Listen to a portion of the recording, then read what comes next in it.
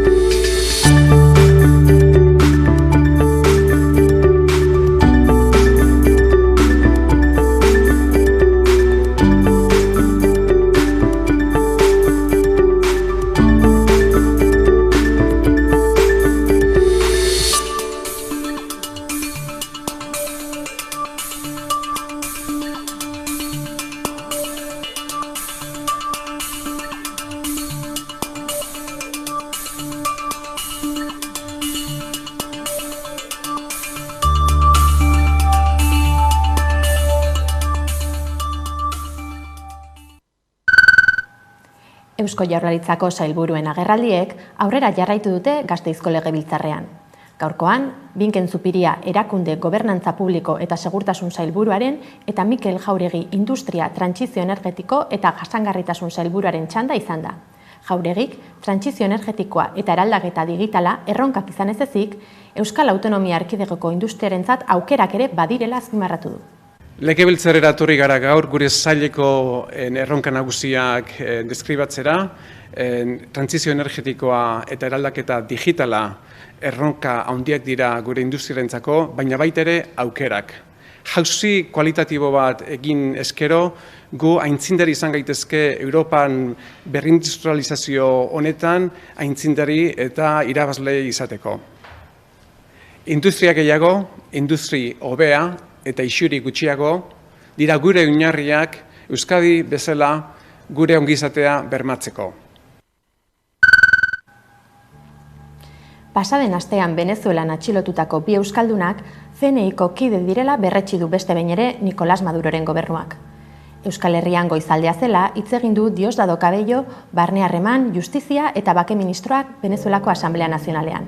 Bertan, Espainiako Inteligentzia Agentzia Ameriketako Estatu Batuetako CIA-ren kontrolpean dagoela adierazi du, eta Espainiar gobernuak ez duela inolaz ere 2 espioi hala direla baieztatuko. Horren ostean, Venezuelako gobernuak giza eskubideak errespetatzen dituela esan du, eta Jose Maria Basoa eta Andres Martínez Bilbotarrak toki seguru batean babesean daudela.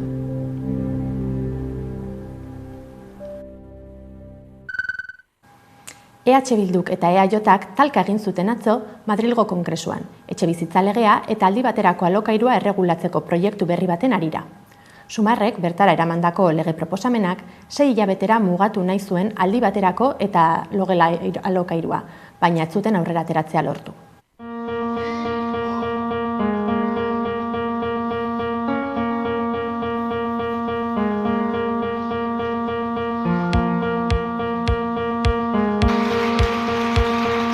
Abstenciones, ninguna. No se toma en consideración la proposición de ley. Compartimos un Estado con más de 3.800.000 viviendas vacías. Y estos no son datos inventados, son los datos del Instituto Nacional de Estadística del 2001. Más del 15% del total de viviendas del Estado español están vacías. Y gran parte de los efectos negativos sobre el alquiler de la vivienda habitual son consecuencia de la vivienda, que también habrá que tratar. Vamos a votar a favor, porque creemos sinceramente que tenemos que dar solución a la necesidad de vivienda accesible y digna.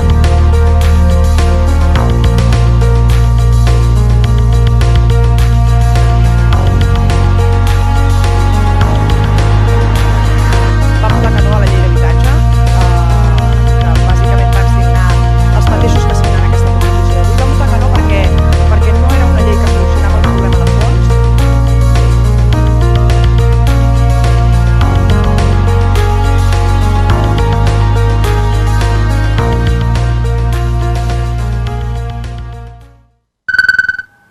Hamar urte bete dira gaurkoan Eskozian independentzia erreferenduma ospatu zela. Herritarren 84 hartu zuen parte, eta haien artean 45 erresuma batuan jarraitzaren aldeko bozka eman zuen.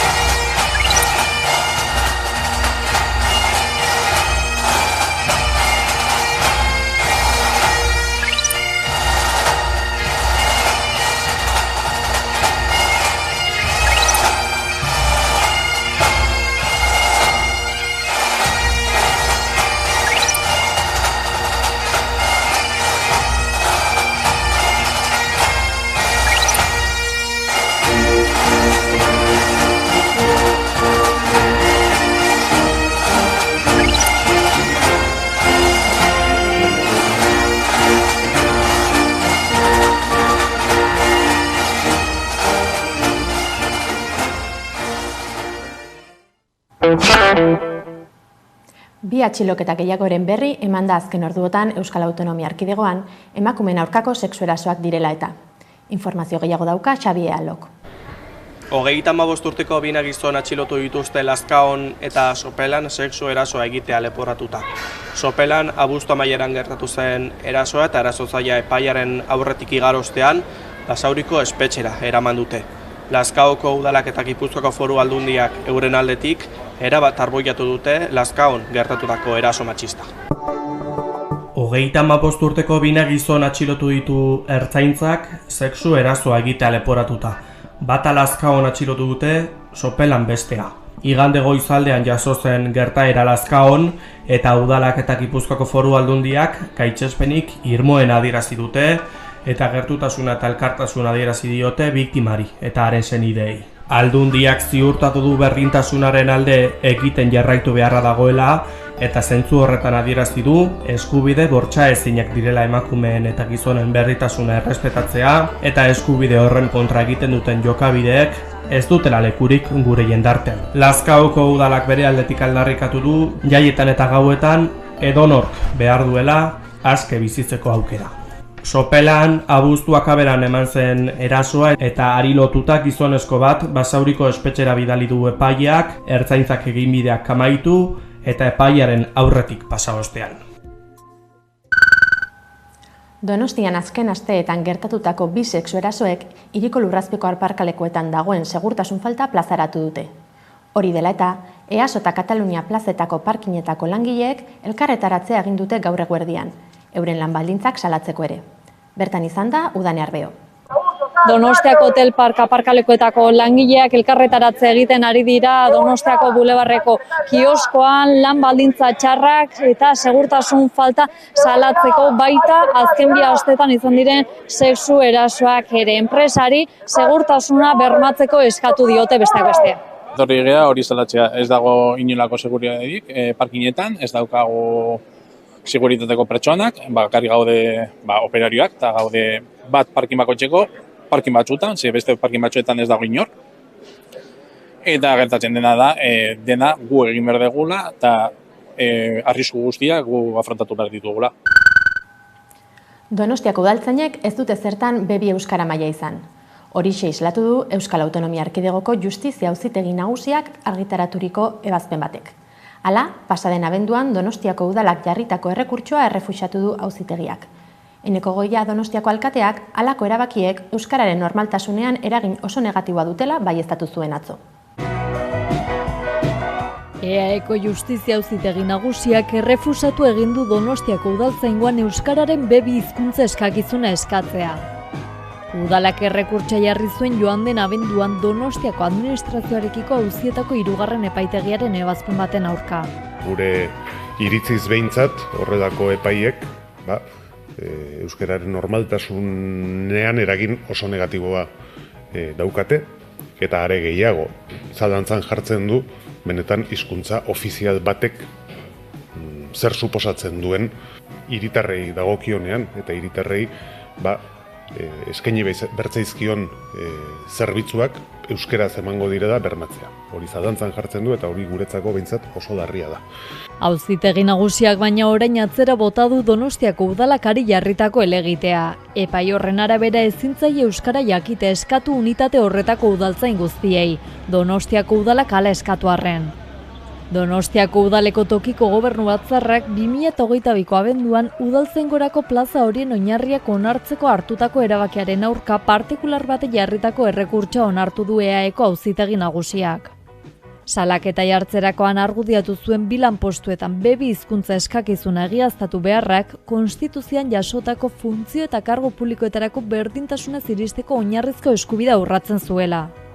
Bada Donostiako epaitegiak arrazoia eman zion honi. Uste baitu administrazioak bilatu behar duela bidea herritarrek euskaraz komunikatzeko aukera bermatzeko. Euskaraz ez dakiten horiei enplegu publiko lortzeko duten eskubidan diskriminaziorik eragin gabe. Hala ere erabaki hori ez da irmoa, oraindik kasazio errekurtsoa aurkez baitaiteke auzitegi gorenean. Donostiako udala aztertzen ari da nola egin aurre honi. Beraz, zerbitzu juridikoak aztertzen ari dira, zein bide izan dezakegun epai honen aurka egiteko, gure borondatea irmoa delako. Udalak dio euskal administrazioek hiritarri zerbitzua elebitan ematea bermatu behar dutela eta hori defendatuko dutela dituzten tresna guztiekin.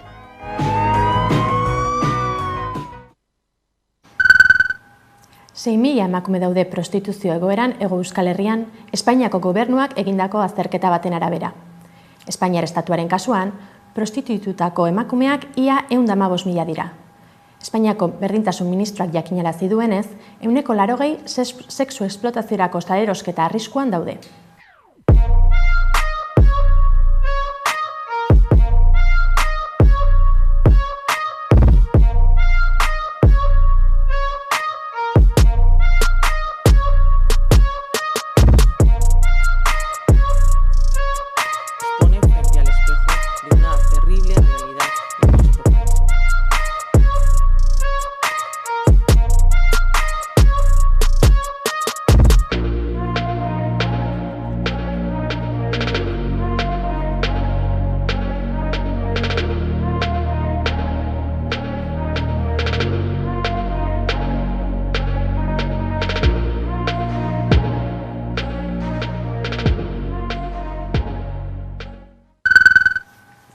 Urzikinen azterketa egin berri da Euskal Autonomia Erkidegoan eta datu esanguratsuak plazaratu ditu.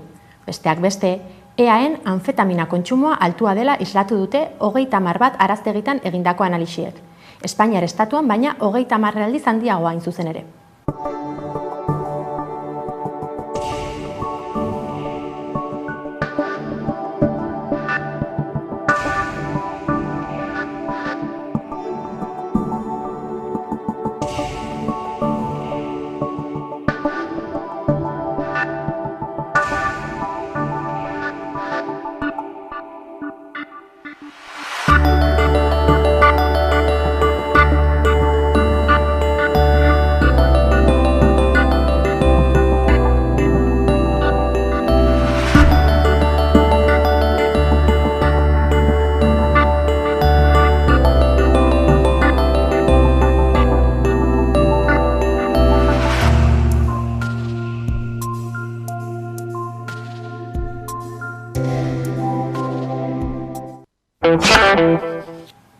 Ekonomiari dagokionez, Mas Orantxek egingo duen enplegu erregulazio espedientearen plan berri batek Euskalteleko langile gehiagoren kaleratzea aurre ikusten dela islatu du. Astearte honetan ezagutzera eman den txostenean, 39 baja gehiago azaltzen dira, Euskalteleko plantillaren 14%. Mas Orantx telekomunikazio enpresak aurkeztutako enplegu erregulazioko espedienteak 39 kaleratze aurre ikusten ditu Euskaltelen. Euskal Herriko enpresak dituen 276 langiletatik. Enplegu erregulazioko espedienteak gehienez Mas Orantxeko 795 langileri eragingo die estatu mailan eta honen negoziazioa asteartean hasi da sindikatuekin. Mas Orantxek hilaren 3an iragarri zien langilei espedientea ezartzeko asmoa. Borondatezkoa izango dena gehienez 795 langileentzat, enpresaren 8.400 langileen 9,9%-arentzat hain zuzen. Enpresak azpimarratu zuen borondatezkoa izango dela enplegu erregulazioko espedientera atxikitzeko lehentasunezko irizpidea. Eta taldeko sozietate nagusiei eragingo diela. Hala ere, prozesutik kanpo geratuko dira denda propioak, call centerrak eta konpainien zenbait arlo funtzionaletako langileak. Orantx eta MásMóvil enpresek euren arteko fusioa adostu zuten martxoaren 26an. Geroztik, Mas Orantx konpainia bakar gisa lan egiten dute 8.400 langilek osatutako taldearekin. 6.600 Orantxetik zetozenak eta 1.800 MásMóviletik. Enplegu erregulazioko espedientea ezartzeko arrazoia enpresen arteko fusioaren ondorioz gertatu diren antolakuntza bikoiztasuna dela babestu du enpresak eta formula hori azkar ezartzen delako eta baldintzak gizarte esparruan negoziatzen direlako eta legezko berme guztiak eskaintzen dituelako aukeratu dutela adierazi dute. Nuria Kuia musikariaren diskaren portada formatu berezi batean ikuskatzeko aukera izan dute gaur goizean donostiarrek. Izan ere, Germán Zedano artistak Kontxako hondartzan marraztu du beronen diseinua. Bertan izan da Udane Arbeo. Nuria Kuia abeslari eta musikariak irail hasieran argitaratu zuen bigarren diskoa 11 gau izenekoa eta Germán Zedano artista Kontxako hondartzan bere diskoaren azalaren ilustrazioa marraztu du. Urriaren 31an Tabakelera eskainiko du kontzertua. Hau sortu zen, nik egun batean egon nintzala pentsatzen, zerbait egin nahi nula pixkat ikusteko handian, ez? Osea, nire diskoa, enbeste lan eta gero, ez geratzeko hor izkututa eta bakarrik nire lagunentzat edo, eta pentsatu nuen, zerbait egitea pixkat esanguratsua, ez? Pentsatu nuen, Germán egiten dula, eta nekien kolaborazioak egiten zula batzutan ere hondartzan taula, bera beti egoten da hemen hori irudiak egiten, bere lana bezala, baina baita ere egiten ditu hori kolaborazioak eta jende ezberdinekin eta komentatu nion eta esan zian, claro, super ondo ezakize. Irudia da hori 12 bineta edo eta dia 11 gauko 11 gau ezberdinak daude irudikatuak eta 12garrenean dago izena eta orduan da hori dagoena egiten orain hondartzan irudia. Egun gutxi falta dira Donostiako Zinemaldiaren 72. edizioa has dadin. Aurtegoan, Jaione Kanborda euskal zuzendaria izango da epaimahai ofizialaren buru.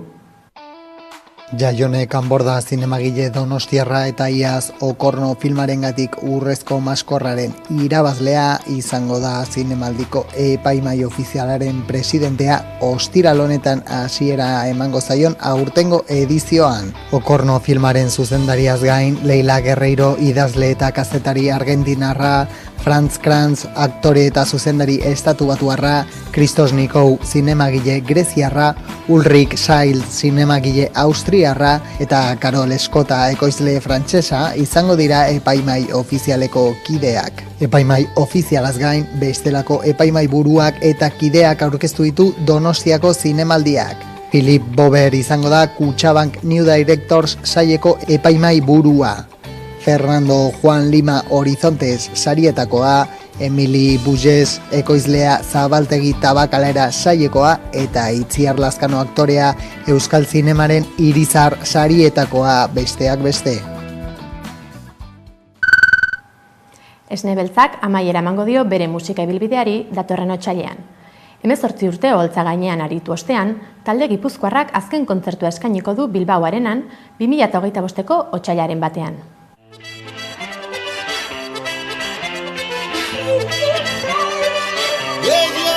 Guazen bai! Este beltza, Siberlutz, Rockyman Denak eskiak haidia duain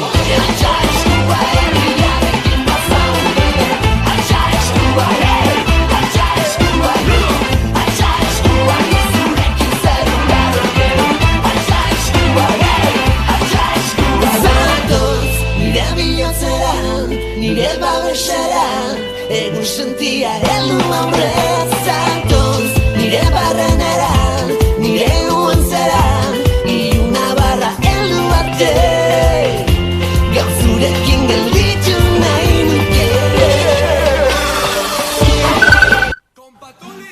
Txin Mafia talde nafarrak ere jotzeari utziko diola jakinarazi du gaur X sare sozialaren bitartez. Goizeko 9:00 txio berri bat argitaratu dute euren azken albuma islatzen duena. Diska berri honen izena ordea agur eta ore izanik, berehala zabaldu da euren musika ibilbidea amaitu delaren berria.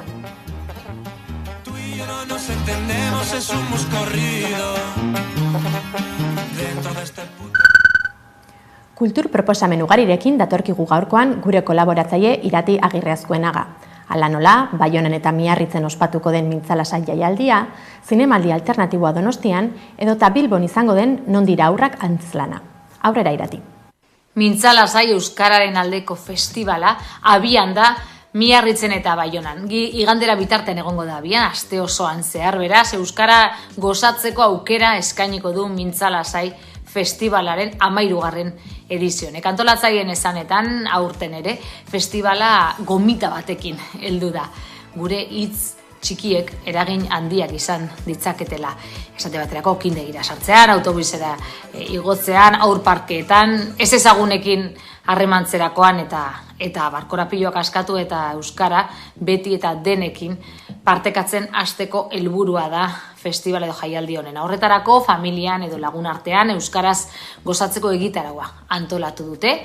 Urtero festivalarekin parentesia linguistiko ederrak zabaltzen markatu dituztela nabarmendu du antolakuntzak alde horretatik. Euskaraz mintzatzeko ohitura ez duten personak ere elkarren artean bilduz, euskaldunen autoestimuan eraginez eta urtean zehar frantses hutsean bizi diren tokietara euskara ekarriz. Tailerrak, festak, bisita, proiekzioak eta ate irekiak izango dira, beraz, besteak beste, igandera bitarte. Egitarau osoa duzue mintzalasai.eus webatarian eskuragai. Non dira haurrak? Izenburu hori darama gertaera latz batetik abiatzen den helduentzako antzesnala. Antzeslan honen estreinua, irailaren 28an izango da, eta 28 eta 29an ikusel izango dugu Bilbon. Jokin Oregi antzerkigileak idatzi eta zuzendutako obra da hau, eta Iraia Eliasek, Getari Etxegarai, Javier Barandiaranek, Inigo Aranburuk, Ruth Gimerak eta Irene Zarrabeitiak osatzen dute aktoren zerrenda. Non dira haurrak antzeslan honen ekoizleak tartean teatroa eta BBK aretoa dira, eta Jokin Oregik esan bezala idatzi eta zuzendutako obra da. Obra gertaera tragiko eta gogor batetik abiatzen da, Maili 8 urteko neskatoaren suizidio saiakeratik hain zuzen. Helduen munduaren erretratu korala egitea da berez, idazleak esan duenez, helburua. Izan ere, antzeslaneko haurrak ez dira estenan agertzen, nahiz eta bertan dauden personai guztiak helduak dira, aktore helduak dira, interpelatu egiten dituzten. Haurtzaroaren ez agertze horrekin, kontrajarrita gizarte apurtu krudel, depresibo bat deskribatu nahi duela esan du Oregi idazleak, hori kontatu du, eta lantaldearekin batera Bilboko Koral Elkarteko aur abesbatzak hartuko du parte oholtza gainean. Adrián García de los Ojosen jatorrizko musika, Miren Agurmeabe idazle eta poetak propio sortutako letrekin osatuko da, eta zuzenean entzunari izango da bi pase horietan, antzeslanaren pase horietan. Samezala Non dira haurrak, obra irailaren 28 eta 29 estrenatuko da, euskaraz, eta ostean urriaren 4, 5 eta 6 gaztelaniaz, Bilboko kale nagusiko BBK aretoan. Eta hilaren 20an abiatuko da 11+5 zinemaldi alternatiboa Donostian. Denetara 6 film eskainiko dira irailaren 27 arte eta Josu Martinezen Bizkarsoro filmak irekiko du aurtengo edizio Arteleku plazan. 16. edizioa du aurtengoa ostiralean hilak 20 abiatuko den Donostiako zinemaldi alternatibo horrek.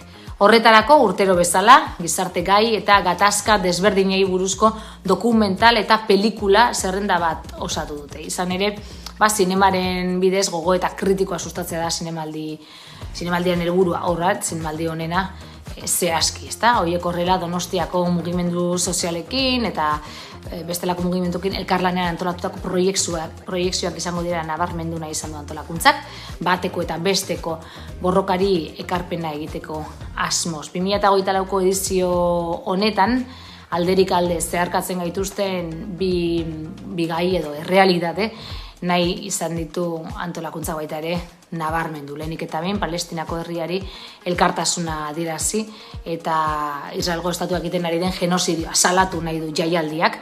Eta horren froga da edizio honetarako prestatu duten kartela.